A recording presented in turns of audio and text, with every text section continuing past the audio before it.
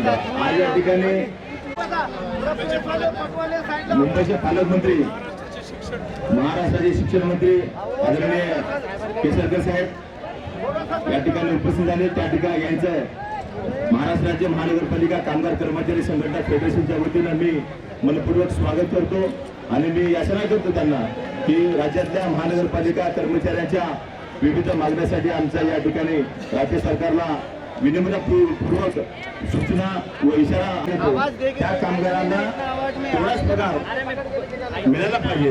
त्यानंतर रोजंदारी कामगारांना जो 2000 सालामध्ये काही कर्मचारी शिल्लक राहिले होते ते कामगारांना त्या सेवेमध्ये कायम करणे आणि महानगरपालिकेतील कर्मचाऱ्यांना 10, 20, 30 ही आश्वासित प्रगती योजनेची अंमलबजावणी करणे आणि जुनी पेन्शन योजनेचा आपण निर्णय घेतला त्याबद्दल मी या ठिकाणी राज्य महानगरपालिका कामगार कर्मचारी संघटनेच्या वतीनं राज्य सरकारचे आपले या ठिकाणी मी मनपूर्वक स्वागत करतो, अभिनंदन करतो।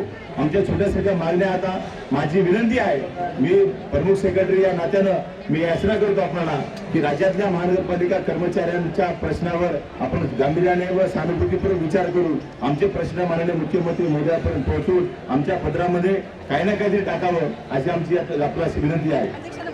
महोदयांना माझी एक नम्र विनंती आहे, लाडपागे समितीच्या शिफारशी करता आपल्या सरकारच्या माध्यमातून आदरणीय उपमुख्यमंत्री देवेंद्रजी फडणवीस साहेब यांच्या अंडर उपसमिती स्थापन करण्यात आली होती व राज्यातल्या सर्व महानगरपालिकेतल्या कर्मचाऱ्यांच्या करता लाड कमिटीच्या शिफारशी लागू करण्यासंदर्भात सर्व जाती समवर्गाकरता लागू करण्यासंदर्भात परिपत्रक काढलं होतं। सदरच्या परिपत्रकाला औरंगाबाद खंडपीठामध्ये चॅलेंज करण्यात आलं आणि आज औरंगाबाद खंडपीठामध्ये अशी मागणी आहे की ज्या पूर्वी लाडपागे समिती ज्या पद्धतीने तयार झाली होती आणि सगळ्या महानगरपालिकेत प्रत्यक्ष जाऊन अभ्यास केला होता तशा प्रकारची पुन्हा एकदा समिती स्थापन करावी आणि राज्यातल्या सगळ्या महानगरपालिकेच्या आरोग्य कर्मचारी विशेष करून SC प्रवर्गा व्यतिरिक्त जे कर्मचारी आहेत मग ते आमचे ओपन मधले असतील, ST मधले असतील, अशा हजारो कर्मचारी या नोकरीपासून प्रतीक्षेत आहेत। सर माझी नम्र विनंती आहे की या कर्मचाऱ्यांच्या करता पुन्हा एकदा समिती स्थापन करून पोर्टली कोर्टाला आव्हान पाठवावं। धन्यवाद सर।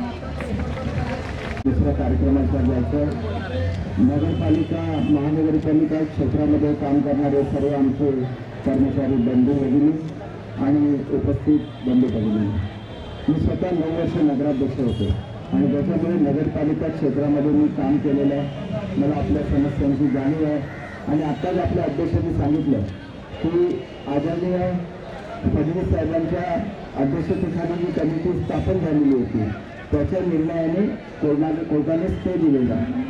तर या संदर्भात आपली मागणी आहे की नवीन समिती स्थापन करावी आणि पुन्हा याचं प्रत्यक्ष भेट देऊन याचा अहवाल सादर करावा ही आपली मागणी मी निश्चितपणे शासनाच्या निदर्शनाला आणून देईल। मुख्यमंत्री उपमुख्यमंत्र्यांचा इतर कुठल्याही घोषणा करायचा अधिकार मला नाही, मी मुंबईचा पालकमंत्री आहे आणि त्याच्यामुळे जे काही त्या माध्यमातून करता येतं मी सातत्याने करत असतो।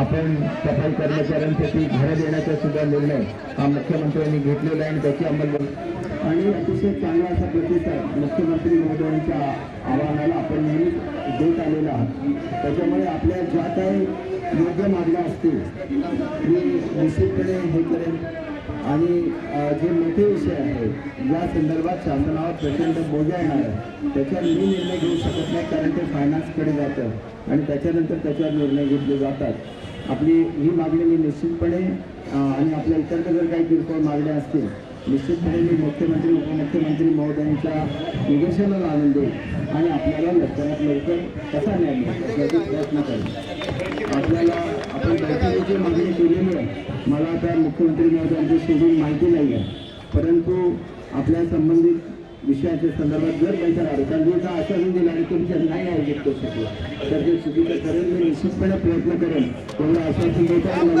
संपवतो। जय हिंद, जय महाराष्ट्र। हम सब एक है, हम सब एक है। कामगार एक